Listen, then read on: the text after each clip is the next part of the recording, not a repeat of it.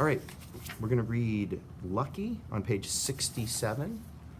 And before I get started on that, I do want to talk about Bob at the tail end of the last chapter in Jambo. And the reason why I wanted to talk about that is because it was kind of interesting how he was curious about whether or not Stella was telling the truth about the gorillas protecting the child who fell into their part of the zoo.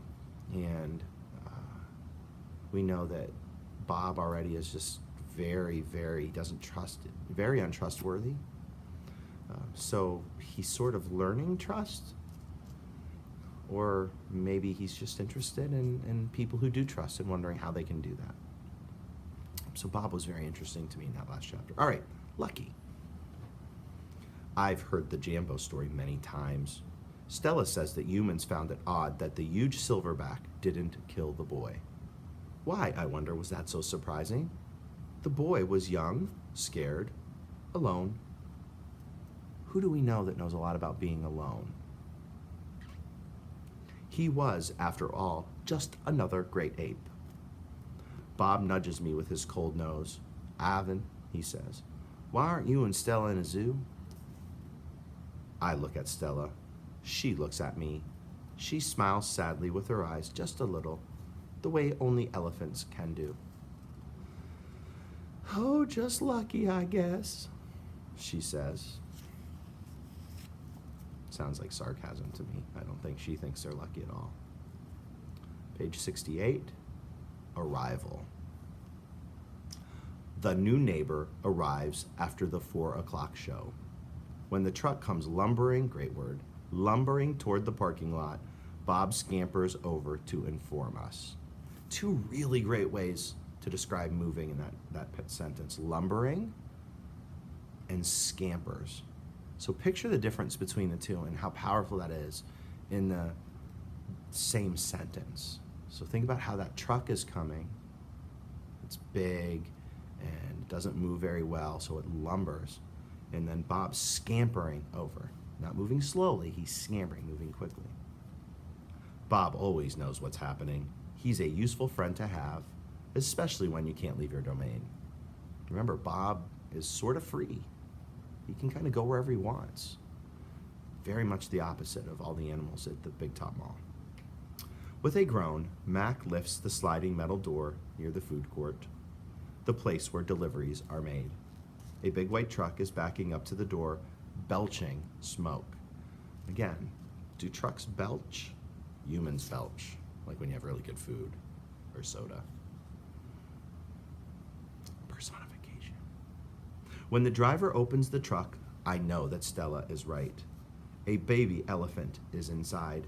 I see her trunk poking out from the blackness. I'm glad for Stella, but when I glance at her, I see she is not glad at all.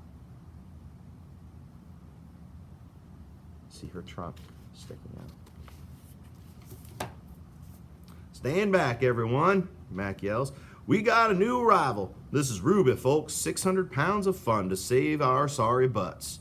This gal is gonna sell us some tickets.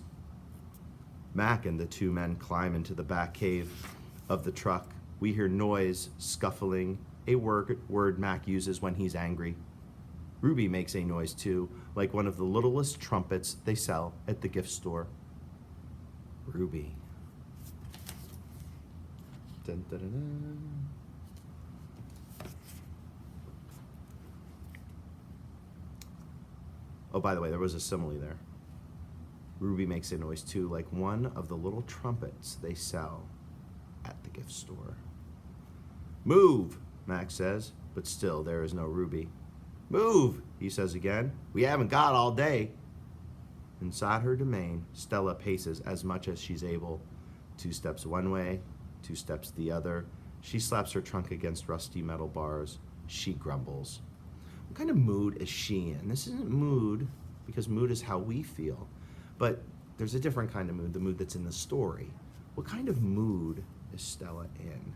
Why is she unhappy that she's getting this friend? And we talked a little bit about it in one of the other chapters, but she is definitely agitated. Stella, I ask, Did you hear the baby? Stella mutters something under her breath, a word she uses when she's angry. Relax, Stella, I say. It will be okay. Abed, Stella says, it will never, ever be okay. And I know enough to stop talking. And the final chapter today, page 71, Stella helps. The men are still yelling. Some of the yelling is at each other, but most of it is at Ruby. We hear scrambling, pounding, shifting, the sight of the truck's shutters. I'm starting to like this elephant, Bob whispers. I'm getting the big one, Mac says. Maybe she can coax the stupid brat out of the truck. Mac opens Stella's door. Come on, girl, he urges. He unties the rope attached to the floorbolt. Stella pushes past Mac, nearly knocking him over. She rushes as best she can, limping heavily toward the open back door of the truck. She catches her swollen foot on the edge of the ramp and winces. Blood trickles down. So think about what level this is. Stella is rushing in to help Ruby. Halfway up the ramp, she pauses. The noise in the truck stops. Ruby falls silent. Slowly, Stella makes her way up the rest of the ramp. It groans under her weight, and I can tell how much she is hurting by the awkward way she moves. At the top of the incline, she stops. She pokes her trunk into the emptiness. We wait. The tiny gray trunk appears again. Shyly, it reaches out, tasting the air. Stella curls her own trunk around the baby's. They make soft, rumbling sounds. We wait some more. A hush falls over the entire Big Top Mall. Thud, thud, step, step, pause, step, step, pause. So the thud, it's a sound, but a word that makes a sound. What is that called? I'm going to ask you that tomorrow, so be ready. See if you know. It's a really cool word. You probably know it. Starts with an O.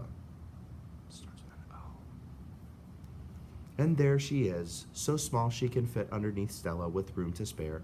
Her skin sags, and she sways unsteadily as she makes her way down the ramp. Not the greatest specimen, Max says, but I got her cheap from this bankrupt circus out west. They had her shipped over from Africa, only had her a month before they went bust. He gestures toward Ruby. Thing is, people love babies. Baby elephants, baby gorillas. Heck, give me a baby alligator and I can make a killing. How does he know about that? Baby gorillas. Stella ushers Ruby toward her domain. Mac and the two men follow. At Stella's door, Ruby hesitates. Mac gives Ruby a shove, but she doesn't budge. Doggone it, get a clue, Ruby, he mutters. But Ruby isn't moving, and neither is Stella.